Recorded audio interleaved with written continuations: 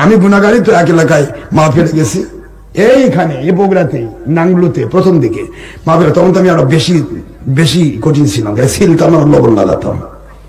তো মাহফিলে উঠছি, এক বাতিল ফেরকা খারেজি উপর উঠে আসছে, উপরে আসে কি যেন কইছে, তা আমি শুধু একটা জোরে আওয়াজ দিয়েছি, ওখান থেকে ধপ করে নিচে পড়ে গেছে, মানে উপর থেকে ধপ করে নিচে পড়ে গেছে, বস্তার মতো পড়ে গেছে। লোকজন ওখানে পিটুন, খবরদার পিটবে না, যাক ধাক্কা খাইছে, একটা দাবি শুনে ধাক্কা খেয়ে গেছে। এই হলো বাতিল ফেরকা। তো আপনারা ভয় পাবেন কেন? আপনার কি বাতিল? বাতিল ভয় পাবে, বাতিল প্রতিটা মুহূর্তে প্রকম্পিত।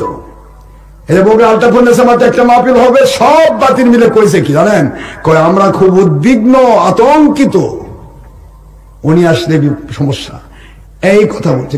উদ্বিগ্ন আতঙ্কিত, তোমরা সবাই মিলে আসবে, আশরাফ সিদ্দিকী তওবা করবে, এইটুকু বুদ্ধি নাই?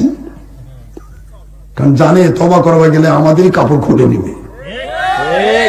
এটা আশরাফ সিদ্দিকী কথা বলে না, কথা বলে আমার মালিক।